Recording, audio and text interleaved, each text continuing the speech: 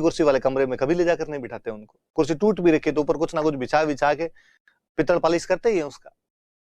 तो ब्रिटेन के राजा का समारोह हो तो उससे ज्यादा भव्य लग्जरियस और क्या होगा। सबके पास न्योते आए कि साहब सबको आना है। माधो सिंह सेकंड धर्म कर्म में आस्था रखने वाला व्यक्ति, गोविंद देव जी का भक्त, उसने कहा यार न्योता आया, इनविटेशन आया, जाना ही पड़ेगा। अरे यार यूं ईसाइयों के देश में जाके आएंगे तो धर्म तो भ्रष्ट हो जाएगा। उनका खाना पीना ना भाई, जीव नहीं माने। तो कुछ ही खाते हैं यार, गाय का मांस खाते हैं, उनके घर का तो पानी नहीं पिया जाए। तो 2 बड़े बड़े चांदी के बर्तन बनवाए जिनका वजन 7 क्विंटल के आसपास है। 680 किलो इतना सा बताया जाता है। उन बर्तनों में शुद्ध गंगा जल से शुद्ध तो ज्यादा और हो भी क्या, गंगा जल भरा गया, ये लेके जाऊंगा। खाने के सामान तमाम साथ में लिए गए। भूखड़ा आदमी था भयंकर है, सुबह उठते ही 5 किलो दूध और 3 किलो जलेबियों का नाश्ता किया करता था। खूब सारे फ्रूट है, ड्राई फ्रूट्स है, ऐसी चीजें जो खराब नहीं हो सके, आटा, इवन गाय जहाज में साथ लेके गया था। गाय तो जाएगी साथ, गंगा जल साथ में लिया। मिट्टी के हाथ भी उनकी मिट्टी से तो नहीं दूं मैं, मिट्टी जहाज में ली, जहाज बनवाया खुद का, भाड़े पे लिया एक जहाज अलग से, ओलंपिया नाम का जहाज लिया भाड़े पे, फिर गया वहां। गोविंद देव जी की मूर्ति, वहां पूजा किसकी करूंगा। और कहते हैं कि जब वो बंदरगाह पे उतर के और जहां ठहराए हुए थे लंदन में, वहां तक जब गया था तो आगे आगे पालकी में गोविंद देव जी, पीछे पीछे माधो सिंह। क्या अद्भुत दृश्य था। लंदन की सड़कों पर उसे देखने के लिए लोगों का हुजूम आया था।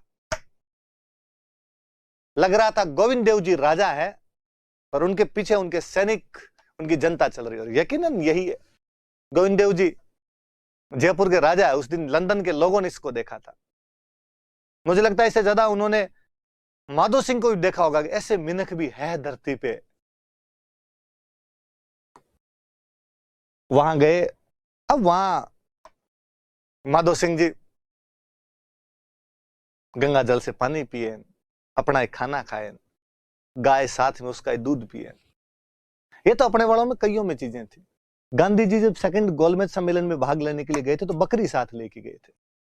गांधी जी बकरी के दूध के अलावा किसी का दूध नहीं पीते थे, तो बकरी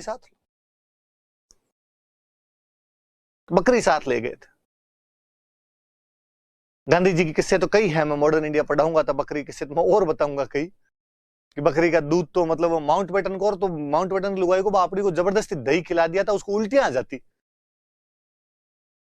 इधर अपना भाई माधो सिंह गाय लेके गया, गंगा जी लेके गया, गोविंद देव जी लेके गए। और मुझे लगता है भारत में 3 ही चीजें हैं जो पूरे भारत को बांधती है। मैंने कई बार बताया होगा, गाय, गंगा और गोविंद पूरे भारत में पूजनीय है। इन तीनों को लंदन की सैर करा लाया था माधो सिंह। अब अंग्रेज बेचारे बिस्लरी की बोतल सामने ला के रखे और ये कि ना अपना अंदर बर्तन पड़ा है, उधर से लाओ। अंग्रेजों ने पूछा अपने वाले किसी राज्य से, यार क्या है ये शक्ल इसकी, ये पानी हमारे वाला पीता नहीं, और अपने वाले किसी ने कान भरे, ये छुआछूत करता है तुमसे, अनटचेबिलिटी। एक कहता है ईसाई, ये तुमसे नीचे होता है, इनका पानी तुम आज पियो कल पियो। विधर्मी मल्लेच समझता है आपको। किसी ने जाके उनकी रानी को शिकायत की कि ये तो अपने कुछ समझता ही नहीं। रानी का पकड़ के लाओ, बुला के लाओ उसको। बुलाया माधो सिंह को। माधो सिंह जी क्या चक्कर है, हमने सुना आप हमारे घर का पानी नहीं पीते, हमसे छुआछूत करते हो। माधो सिंह को लगा मरा दिया, किसने बता दी बातें। उसने कहा ना ना, तो हर हाइनेस ऐसा तो कुछ भी नहीं है। उसने कहा था आप पानी अपना साथ में क्यों लेके आए। उसने कहा हमारा रिवाज है। क्या ट्रेडिशन है कि बेटी के घर जाते हैं ना तो उनके घर का पानी नहीं पीते हैं, न उनके घर का अन्न खाते हैं। आप मेरे लिए बेटी समान हो, आपके घर का पानी और अन्न मैं कैसे ले सकता हूं? और रानी क्या द्रवित हुई है। वहां ब्रिटेन में ऐसे रिलेशन लोग बनाते नहीं कि कोई किसी को बेटी बना ले, अपने खोड़ा घाल ली, बहन बना ली, धर्म लो करियो। वहां रिलेशन स्त्री पुरुष के अलग प्रकार के होते हैं। और माधो सिंह देखा गया अपने वाली बात एकदम रानी की हिट की है। माधो सिंह ने फेरा सिर पे हाथ, 11 रुपए और पकड़ाए कि भाई जीवती रही जे आपने। ऐसा आदमी था यार, बर्तन ले गया था साथ में। आप सिटी पैलेस जाओ तो सिटी पैलेस का एक रूम है जिसको सर्वतोभद्र कहा जाता है।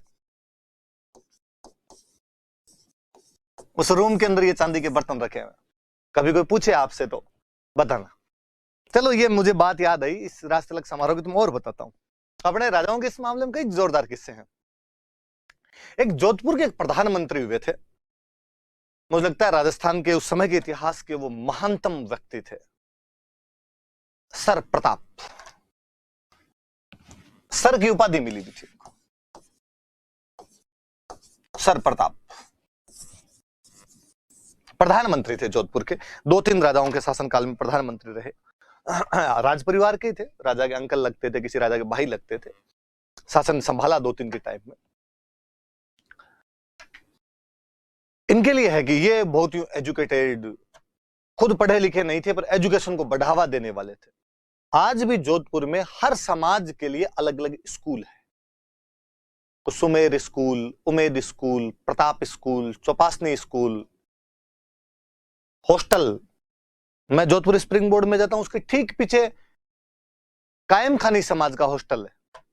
खूब सारे बच्चे आते रहते हैं वहां पर कोचिंग में। मैं एक दिन बाहर खड़ा था, बच्चे लो सर चलो चलो हमारे हॉस्टल पीछे ही है सर, पीछे चलते हैं, चाय पिलाते हैं आपको। मैं उनके साथ हॉस्टल चला गया। हॉस्टल के आगे लिखा हुआ था महाराजा उमेद कायम खानी छात्रावास। महाराजा उमेद कैसे? तो ये जमीन जो थी उमेद सिंह जी के टाइम में दी गई थी, ये बिल्डिंग उनके टाइम के अंदर बनी थी, इसलिए नाम ये रख दिया गया। मुझे लगा यार उस समय उन लोगों में इतनी दूरदर्शिता थी कि उनको लगा कि नहीं यार हॉस्टल नाम की भी कोई चीज होनी चाहिए। ये सब सर प्रताप का असर था। राजा भले ही कोई रहा हो पर वो सर प्रताप ही थे करवाने वाले। आज भी जोधपुर हाई कोर्ट में सर प्रताप की मूर्ति लगी हुई है।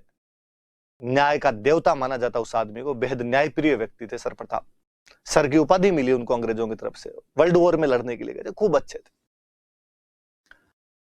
2-3 बातें। ये तो इसको अब जोधपुरी कोट पैंट ये फेमस करने वाले सर प्रताप ही थे। सबसे पहले उन्होंने ये पहनने शुरू किए थे सर प्रताप। पर उससे पहले मैं और बताऊं, एक कपड़े और जो कभी आपने देखे हो कि क्या कहते हैं उसको, जो एक पैंट होती है बैलून पैंट टाइप की, जो एकदम पैरों में चिपकी हुई होती है, ऊपर से थोड़ी थोड़ी ढीली होती है, क्या नाम लेते हैं उसका, ब्रिटिश ब्रिटिश ब्रिटिश जिसको बोलते हैं।